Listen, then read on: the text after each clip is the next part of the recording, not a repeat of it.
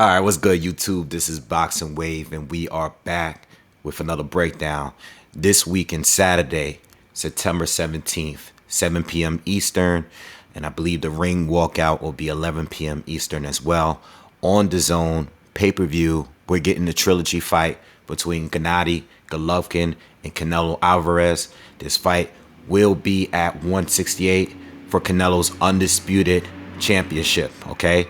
This fight will be a pay-per-view. It's going to cost $84.99 for non-DAZN subscribers.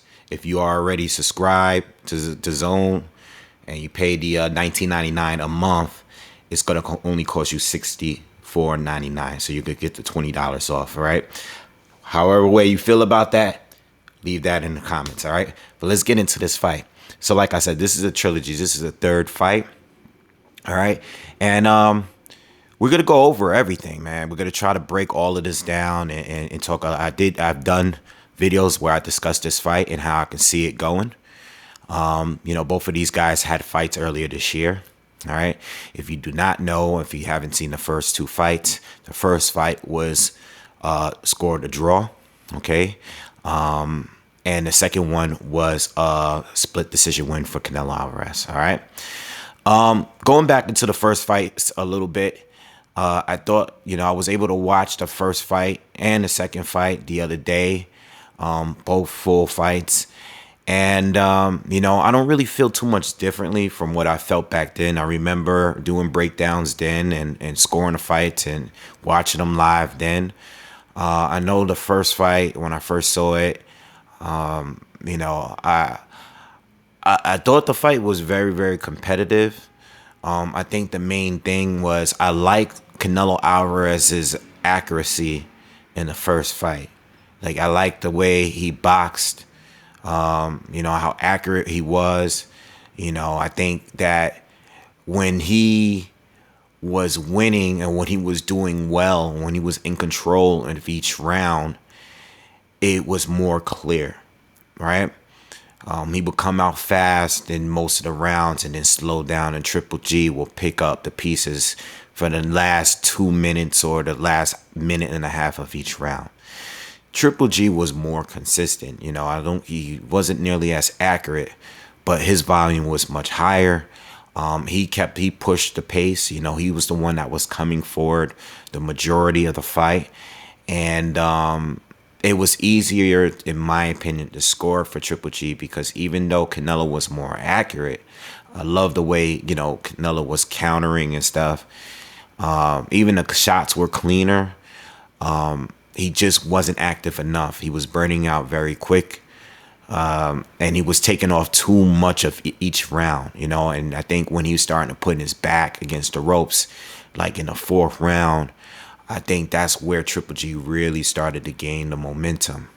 I can't see it. I score it still 8-4 or 7-5 for Golovkin anyway. I can't give Canelo any more than 5 rounds for that fight. But I do think it was a robbery based on a judge scoring it 118 to 110 for Canelo. For you to give Golovkin only 2 rounds out of the entire fight is robbery to me. So even if you feel like the fight was a draw and the draw was fair or you edged it for Canelo, I don't think anyone that can watch that, I don't know how anyone could watch that fight and give Golovkin only 2 rounds, especially with the amount of rounds that Canelo took off in that fight. All right. But it was a very, very good fight, very entertaining, a different fight, a much different fight from the second fight, and a much different fight from where I think this third fight is going to be. All right, now in the second fight, in a rematch. So the first fight was in 2017, I believe. And the second one was in 2018. Both fights were at 160. So a lot has changed since then. So we know that Canelo have moved up. But we'll get to that in a second. Let's just break down the second fight. Now, the second fight was a completely different fight. Canelo wanted to press the action. He did not want to back up at all. There were moments where he did in this fight, but not nearly the amount that he did in the first fight. Whenever he backed up in this fight, it seemed like he backed up because he wanted to. All right, he had stayed in the center of the ring, stood in front of Golovkin the whole time. In fact, he even made Golovkin fight backwards at certain points of the fight. All right, so Canelo comes out, he's shooting his jab. You know, he's standing, he's trading with Golovkin. He's matching Golovkin's volume. We know that Golovkin he throws a lot of jabs per fight, but Canelo stood in front of him, and I thought that Canelo boxed well and wasn't as slick and didn't move as much as he did in the first fight. But his conditioning was sharp, probably the best I've ever seen it. And he was quicker than Golovkin. You know, I still think he might have landed some of the hardest punches too. But Golovkin, again, just more consistent than Canelo, because Golovkin fights that way in every fight. All right, so Golovkin, you can go either way with that. I mean, I watched the fight several times. I really think you could go either way. I think the scorecards were fair. Whether you had it for Canelo or Golovkin, you know, I remember watching it the night of. I picked Canelo. I thought Canelo won. Watching it again, I thought Golovkin won. Watching it the other day again, I could really. It really depends on what I'm looking for anytime I watch a fight. I really think the fight could have gone either way. You know, I like what both were doing. In my opinion, I think Golovkin should have won the first fight. I think the second fight should have been a draw. I mean, that was more of a draw, a lot more of a draw than the first fight was, in my opinion. And we should be getting a trilogy, or should have gotten a trilogy right after that fight.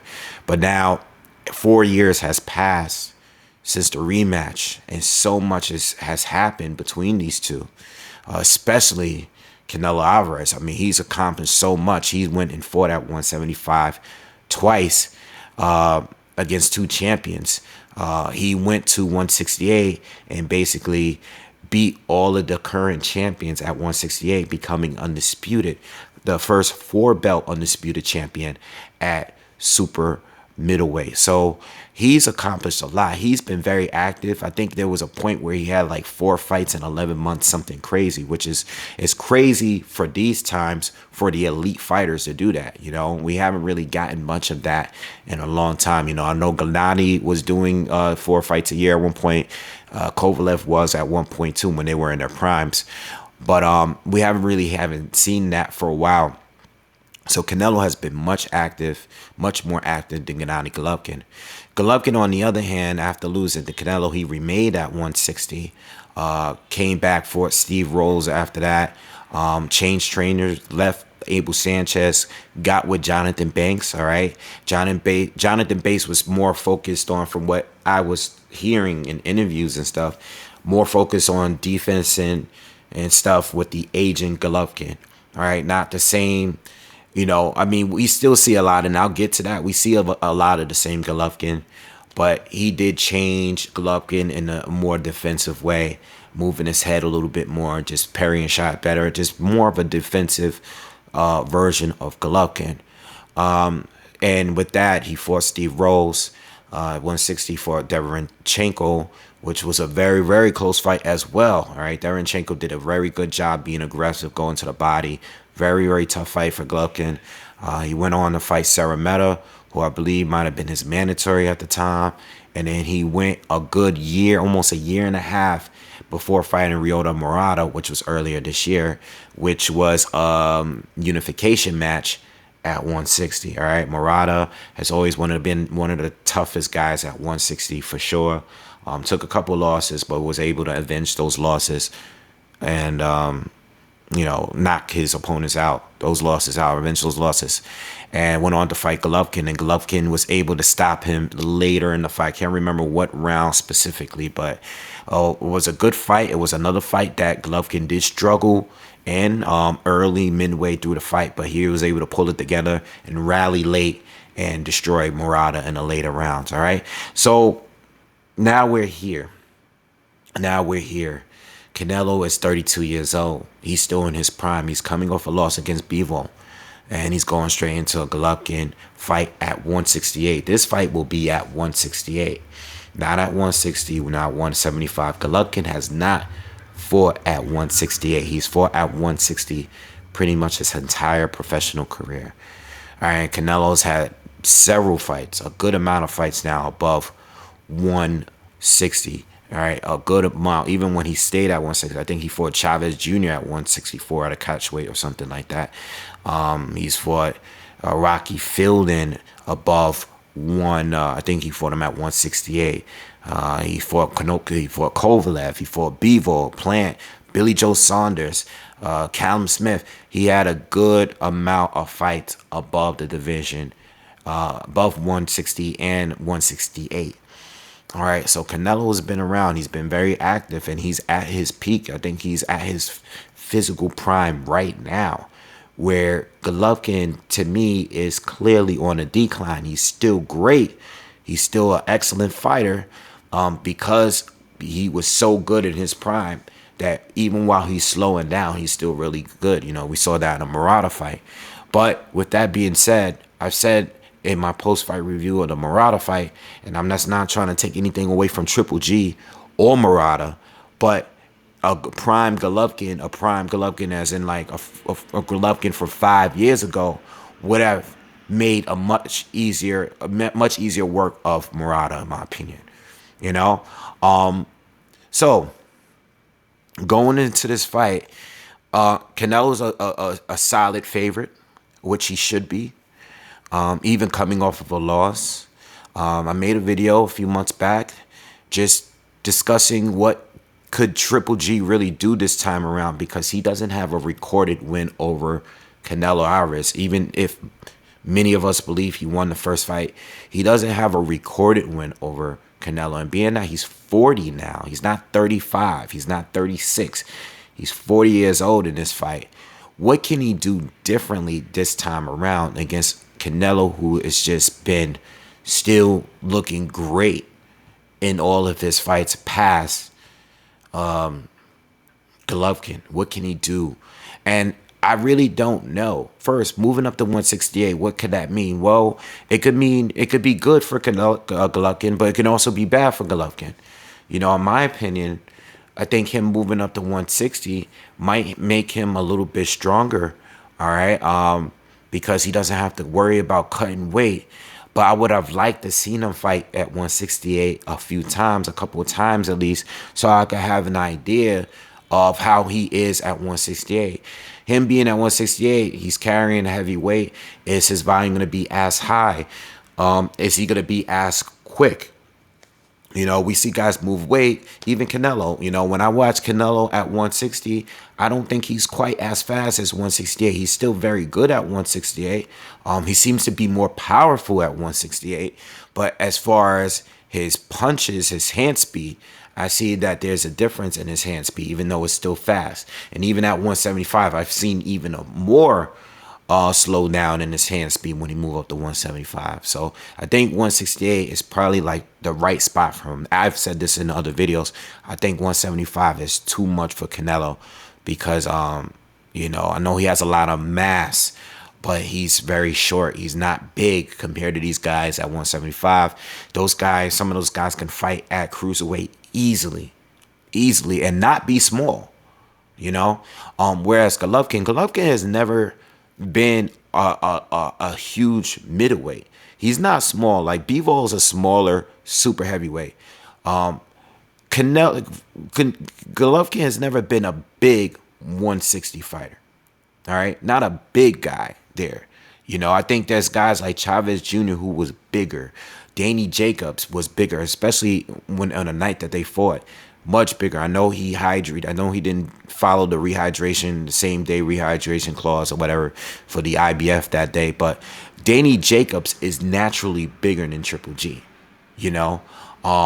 So there are bigger fighters at 160 for sure. You know, I don't think he's bigger than Charlo at 160. There's a number. I can keep throwing names out there as far as size is concerned, but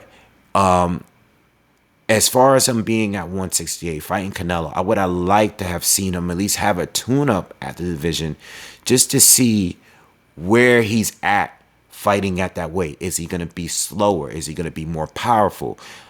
Is he going to burn out faster? I mean, you know that he's always been a pressure fighter, high-volume puncher. How is this weight going to affect him? Is it going to be good? Is it going to be bad? It's not always good. It's not always bad.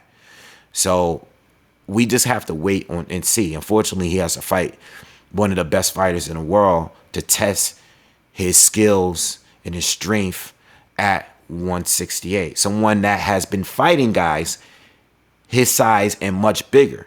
Because Canelo, like I said, he's been fighting guys at this weight for some time now. All right. So with all of that being said, we don't know what Triple G is going to look like fighting at 168. But what can he do as far as his style? Well, we know the kind of jab he has, right? He has one of the best jabs in boxing, and he has had that for at least for about a decade now. Great jab. We know that he's one of the most technically sound fighters out there. But losing to Canelo, I feel that him fighting in the fights with Murata and Derenchenko, as good as he still looks, it still looked like a 40-year-old version of himself. So my question has been, since this fight was announced or since his deal was made, what can a 40-year-old Golovkin do better against Canelo Alvarez? Even him coming off a loss. Now that loss, Canelo's coming off of could it do something mentally to him? People have been talking about maybe that loss, maybe it took some time off of him, or maybe, he might not be the same coming off that loss. And is there a chance of that? Yeah, but I don't agree with that. I know he lost. I thought it was a clear loss. But Bivol is a totally different fighter than Gennady Golovkin. This is not someone that wasn't someone that Canelo shared the ring with. Canelo didn't get stopped. He didn't get dropped. He lost. He thoroughly lost the boxing match. He was outworked. All right. He was smaller. He looked smaller. He didn't look stronger. Bivol's a completely different fighter. And even with Gennady moving up to 168, I don't believe he's the fighter that Bivol is. Okay, Bivol, great jab. Definitely can outwork Canelo with the jab. But Bivol is physically strong, as in the punches, as far as durability. Canelo just could not get through his guard.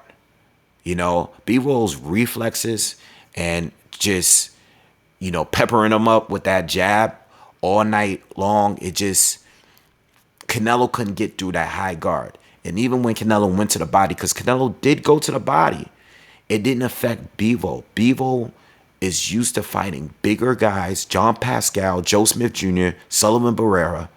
He's used to fighting bigger guys with bigger punches that are proven light heavyweight fighters. And I know Canelo fought at the division before, but he fought against a fading Kovalev who was just coming off a war against Anthony Yard, had to deal with the rehydration clause. It was, not even 2 months after. It was a different fight. Bivol, that high guard, Canelo couldn't get through the guard. He couldn't get around the guard. It seemed like all those punches that was hitting Bivol's arms didn't seem to bother him at all.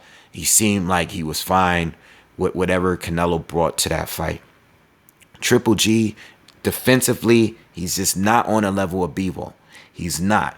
And even if Canelo can't hurt Triple G, it's about the scoring shots that are landing. And even if Triple G is improving on his defense for this fight since getting with Jonathan Banks, it doesn't mean that he's gonna fall back into the same way that he usually fights. And I've seen that with every fight that he's been in, where he's coming out, he's being, more cautious, he's moving a little bit more, he's being a little bit more slicker. I saw that in the Steve Rose fight. I saw that a little bit in the Ceremero fight. I saw that in the Ryota Murata fight, where he's kind of coming out, he's taking it easy, but usually he goes straight into a kill mode, which we normally see him at. And I think with Canelo Alvarez, Canelo's hand speed advantage is going to be there, and we're going to see it. I believe that Triple G is going to be slower in this fight. I think Triple G, as powerful as he is, Canelo just was in there with big guys, Callum Smith, Dimitri Bivol. All right, these are big guys. Then guys with fast hands, Sweet hands, Callum Plant, Billy Joe Saunders, very fast hands. We're talking here. These guys are more than enough to prepare you for Triple G, someone you already shared a ring with already. You already know how to win. You have that experience with him. So I don't know exactly what Triple G could do to win, but what I do believe is that I don't believe the fight is going to go exactly like the second fight. I do think Triple G is going to take it easier. I do think that Triple G is going to be moving laterally a lot more. All right. And having to fight on his back foot. All right, having to like slip and counter Canelo at times. I think we're gonna get that version of him because Canelo has already stood in front of him. He stood in the center of the ring with him for 12 rounds without having to flee like he did in the rematch. Canelo's back is not gonna be to the ropes like there was in the first fight. So Canelo's gonna be coming forward, and Triple G this time around. See, the first fight, I look at it like this: the first fight, we got whatever, way you look at it, Triple G was the aggressor. Even if he was losing, he was still the one chasing and hunting for Canelo. In the middle fight, it was even. The second fight was even. Whereas in this fight, I think Canelo is going to be the one that's coming forward a little bit more. All right? Now, I think that is going to leave Triple G to a point where the volume's not going to be as high. It's probably not going to be as high. But he could be a little bit more accurate. And he could be a little better defensively. All right? To start walking into shots like he was in the first fight. In the first fight, the second fight, I don't think we're going to get what we got in the second fight. I think the second fight is a perfect fight for like looking at two guys fight on a highly technical level while giving us action at the same time. The third fight is where I think Triple G is going to be more strategic because he is older. And he's not the killer that he was. He still is one, but I don't think he's the guy that he was. Whereas Canelo is going to want to prove a point against a man that people feel that beat him, that didn't get a fair shot against him when it came to the scorecards. So Canelo is going to want to come in there to stop him. I think a lot of people are expecting a stoppage in this fight, possibly. I think it's easier said than done. I think it involves Triple G really getting hurt to the body. I think both have done great work going to the body on both ends. And I think we're still going to get a lot of that in this fight. But I think for Canelo, see, the thing is with Canelo's the kind of guy, like, when he goes to your body, he likes to counter to the body. He's going to want to slip and throw a right uppercut to the body. He's going to slip the jab, throw the right to the body. He's going to throw the left hook to the body. He's going to want to shoot two shots here and there, but he doesn't really throw the combinations to the body. He doesn't really just simply fully attack the body like a Deverenchenko was in the Triple G fight. Deverenchenko was just relentless to the body in some of those rounds, but the cost of it was he was getting his face mangled by jabs, So even though I think he was able to make Triple G more uncomfortable and hurt him a little bit more, it took a lot of punches to the face for him to do that. And Canelo ain't that guy. Canelo is still a defensive fighter. You know what I'm saying? He doesn't want to get hit too much. He's durable and he can take the power. But it's not like he's just gonna just be walking in there and letting him get hit by anything. He's not Triple G. Triple G has good defense, but I think he's so sold on trying to stop you that he's willing to take punches to give them. But in this fight here, I think Triple G is just gonna. I think he's gonna be more mindful of his age and wanting to fight at a high level in the later rounds if they go there. Speaking about the body, people say Triple G is weak to the body. I don't think Triple G is weak to the body. Okay, I think somebody like a Keith Thurman might be weak to the body. I think Triple G is just I think you have a better chance of hurting him by going to the body. I don't think his body is as strong as his chin, but I do think that Triple G defensively do good and protecting his body. He'll take the punches to the top of his head. You ever notice, like, when he does that, when he uses his elbow to protect his body, he'll keep his gloves like this where he's protecting his chin, and his elbows will be tight around the sides of his body. So he won't take the full impact of the punches down here, but he won't take them up here too. He can take the temple shots, the forehead, the top of head shots, but he won't be getting caught by the chin, and he won't be getting caught on the side of his body. Check it out if you ever notice it. Like, he's really good at doing that. And plus, he's able to still parry shots that come up high. You know what I'm saying? So Triple G, the reason why, you know, you never really see him hurt outside of him having a great chin is that he doesn't take the full flush impact of a lot of punches. All right. And once he do take them, he still has a great chin. You know, we saw that big shot, that big right hand that Canelo landed on him in the 9th round in the first fight. And he just kept walking forward, you know. And look, I don't think Triple G gets stopped. You know, I think a lot of people are expecting it, and it could happen. It's not my prediction. I think Triple G loses on points simply because whatever he brings, I still don't think it's going to be more than what Canelo has to offer. I think Canelo wins. I think it's going to be very competitive. But I think Canelo has gotten better since their second fight, and Triple G is slowly declining. And I just don't believe that Triple G can pull off a win, a decision win. He would have to knock out Canelo, and we haven't seen anyone come close to doing that since Jose Cotto years ago, when Canelo wasn't nearly as good as what he is right now. Canelo has a phenomenal chin as well. You know, this is a guy that stood right in front of Triple G and went toe-to-toe with him, you know, without really getting hurt. You know, I think he caught a good shot late in that rematch in the later rounds.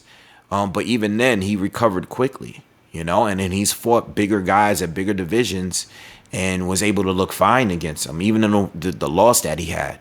But yeah, you know, watching the Bivol fight, you know, with the jab, yes, I see things that Triple G can do. But again, Bivol defensively is just way better than Triple G. You know, and it's gonna be easier to score against Triple G, as it wasn't so easy to score against Bivol in that fight. And plus, Bivol is naturally bigger, and he was able to take Canelo's power without any issues. You know, I just think Canelo is gonna outwork Triple G. You know, I don't think Canelo is as quick as he was in that rematch. You know, I don't think he's going to throw as many punches as he did in the rematch with Triple G, because he is at 168 and he is fighting at a higher weight himself. But I still believe that he is going to outwork Triple G. I think he's going to outland Triple G for sure, at the very least. Maybe not have more total punches thrown, because he's not going to throw as many jabs. But you can't sleep on Canelo's jab neither. Canelo throws a good amount of jabs. He didn't so much in the Bivol fight, but in the Triple G fights, he has, especially in a rematch. I think Canelo overall, the accuracy is going to win him the fight. He's gonna land the cleaner shots, the shots that we're gonna remember in each round. I still think it's going to be very competitive. I think it's going to be, you know, Triple G is going to have his moments. But in the previous fights where Canelo wasn't as consistent as Triple G before, I think we're going to get that here, you know, especially in the first fight. You know, those rounds where Canelo was up, he was doing crazy well, he was landing all these shots, and then he kind of faded for the last, you know, 2/3 or half of the fight or round. We're not going to get that here, you know. So with that being said, I have Canelo winning the decision. I think it's going to be a clear one. I think it's going to be a clear 7-5 or 8-4 for Canelo, which is better than we've seen him in these two fights, the two previous fights. You know, I don't think Triple G has much of a chance of winning unless he scores a knockdown. And, you know, I mean, he would just have to be so much better fighting at 168. And that's yet to be proven. You know, I think Canelo wins a good decision. I think the fight is going to be very good still. Okay. Not as good as the second fight, but if we could get some drama, maybe if we could get a knockdown, maybe if someone gets hurt, maybe we could get that kind of action. But I think it's too late for Triple G to actually beat Canelo. I think his time at beating Canelo is past. I still think he could beat a lot of top guys, but Canelo at this stage, I don't think so. Canelo beats him clear this time around. Still very competitive, but I got Canelo for this one on decision win, unanimous win. All right. Anyway, let me know what you guys think in the comments. Please subscribe to the channel if you are new. All right, and hit the thumbs up if you like the content and enjoy it. And I'll see you guys on the next one. I'm out of here. Peace.